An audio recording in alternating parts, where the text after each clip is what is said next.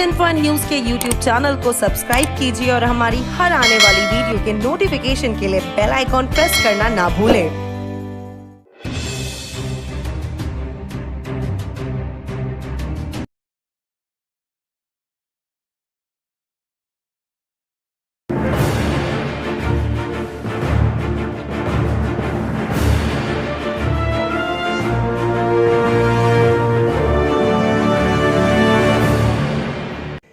World heart day के अवसर पे मैं आप सबके स्वस्थ हृदय और स्वस्थ स्वास्थ्य की अच्छे स्वास्थ्य की कामना करता हूं।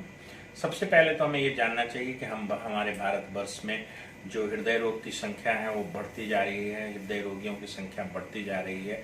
और अगर अमूमन आप देखें तो हमारे यहाँ करीब करीब 6 गुना ज़्यादा पेशेंट्स हैं। वेस्टर्न कम्युनिटी के इंसिडेंट्स जो हैं उनसे हमारे यहाँ 6 गुना ज़्यादा है। और इवन चाइनीज़ पॉपुलेशन आप देखें या दूसरे पॉपुलेशन जो जापानीज पॉपुलेशन है उसको देखें तो उससे 20 गुना ज़्यादा हमारे यहाँ हृदय रोगी हैं। इसका मुख्य कारण क्या है कि हम लोग आनुवंशिक तौर पे भी हृदय रोग से ग्रसित होने की जो संभावना है हम भारतीयों में ज़्यादा है। दूसरी चीज़ की जो अभी रिसेंटली जो एक अर्बनाइजेशन हुआ है जिसकी वजह से लोग शहरों में आए हैं, लाइफस्टाइल मॉडिफाई हुआ है, लोगों में स्ट्रेस बढ़ा है, फिजिकल एक्सरसाइज कम हुआ है, इसकी वजह से हृदय रोग बढ़ता जा रहा है। सबसे चिंता का विषय ये है कि हमारे यहाँ जो युवा हैं वो हृदय रोग से ग्रसित हो रहे हैं। और हमने ये देखा है कि हमारे यहाँ जो हार्ट अटैक के जो मामले हैं उसमें करीब करीब 40% लोग ऐसे हैं जो 40 साल से कम उम्र के हैं। तो जो रिस्क फैक्टर्स हैं वो युवाओं में भी बढ़ता जा रहा है।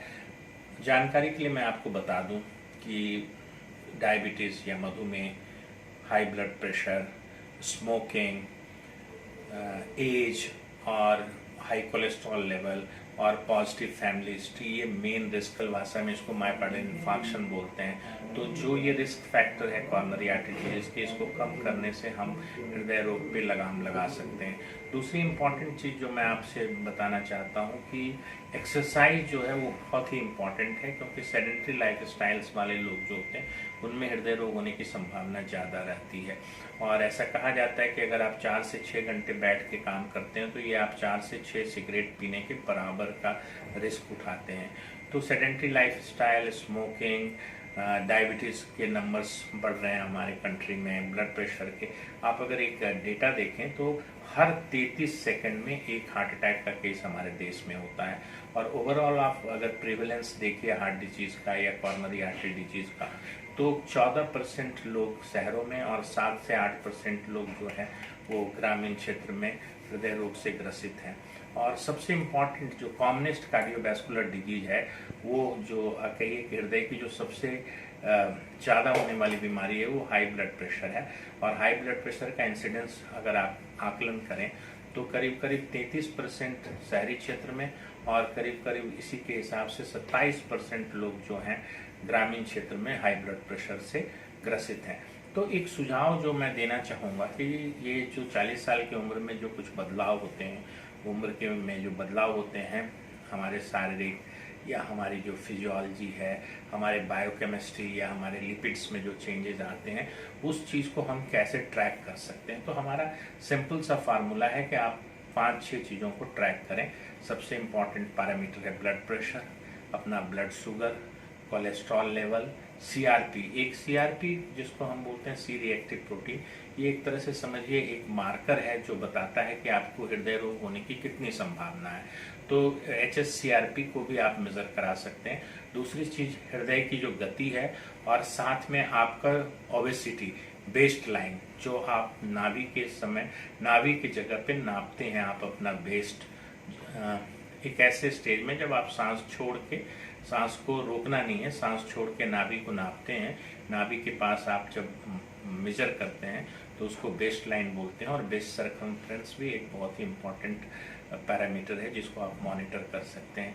तो हमारे ख्याल से ये जो रिस्क फैक्टर्स हैं इनको कम करना, जैसे हाई ब्लड प्रेशर्स में नमक का अधिक सेवन करना, जंक फूड खाना, ये सब कारण बनता है। तो अगर आपके पास ऐसी संभावना है या आपको ऐसा लगता है कि आपके घर में फैमिली हिस्ट्री है ब्लड प्रेशर की, तो आपको एक्सरसाइज करना चाहिए, नमक कम खाना चाहिए, जंक फूड अवॉइड करना चाहिए। और जैसे आपका ब्लड प्रेशर 140/90 से ज़्यादा होता है तो अपने डॉक्टर से कंसल्टेशन परामर्श लेके आपको उचित दवाई शुरू करनी चाहिए। इसी तरह से ब्लड प्रेशर या इंसुलिन रेजिस्टेंस भी 40 साल की उम्र में आता है, और ऐसे समय में इंसुलिन रेजिस्टेंस को कम करने का सबसे अच्छा तरीका है कि आप कम से कम सप्ताह में 150 मिनट एरोबिक एक्सरसाइज करें, जिससे आपका इंसुलिन रेजिस्टेंस कम होगा और इससे आपको भविष्य में मधुमेह नहीं होगा। क्योंकि ऐसा कहा जाता है कि जो डायबिटीज़ है वो एक लाइफ स्टाइल की बीमारी है, तो अगर आप सेडेंट्री लाइफ स्टाइल और स्ट्रेस में रहते हैं,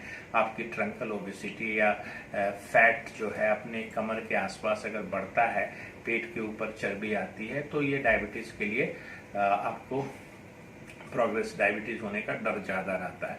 तो इन सब चीज़ों पे ध्यान देना है। स्मोकिंग एक बहुत ही इम्पॉर्टेंट प्रिवेंटेबल रिस्क फैक्टर है, या इसको रोक के खास करके जो यंग पेशेंट्स हैं उनमें स्मोकिंग जो है ब्लड क्लॉट बढ़ाता है, जमने की प्रक्रिया को फास्ट करता है, और ऐसा देखा गया है कि स्मोकर्स में हार्ट अटैक ज़्यादा होते हैं। तो स्मोकिंग को बिल्कुल रोकना पड़ेगा। और इवन जो स्मोकलेस टोबैको है, जैसे ग्रामीण क्षेत्रों में लोग खैनी गुटखा खाते हैं, उसको भी रोकना पड़ेगा कि इवन जो स्मोकलेस टोबैको है, खैनी वगैरह है, इससे भी 1.5 गुना रिस्क हार्ट का बढ़ता है, हार्ट डिजीज का बढ़ जाता है। तो एक तो डायबिटीज़ रिस्क फैक्टर कंट्रोल और लाइफ स्टाइल मॉडिफिकेशन, जिसमें एक्सरसाइज, स्ट्रेस को कम करना, और फिर खान पान में मैं ये बताऊंगा कि जितने भी हाई सैचुरेटेड फैट्स हैं, या जैसे बटर है या बाहर के जो तले हुए चीज़ें हैं, इनसे भी आपकी जो है लिपिड डिरेंज होती है, आपके ब्लड का कोलेस्ट्रॉल लेवल बढ़ जाता है।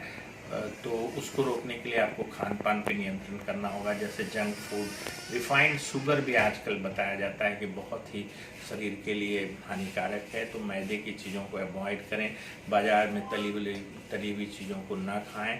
दूसरी चीज़ कि बहुत ज़्यादा तेल का ना इस्तेमाल करें, और जब भी तेल इस्तेमाल करें तो जैसे प्लांट ऑयल है, मस्टर्ड ऑयल है, ऑलिव ऑयल है या सनफ्लावर ऑयल है, उसको यूज करें। वनस्पति घी, देसी घी और मक्खन को कम इस्तेमाल करें। तो खाने पीने में फ्रेश वेजिटेबल्स, फ्रेश फ्रूट्स और कुछ नट्स हैं जैसे बादाम है और अखरोट हैं, इन सब का सेवन करने से भी हृदय रोग से बचा जा सकता है। धन्यवाद।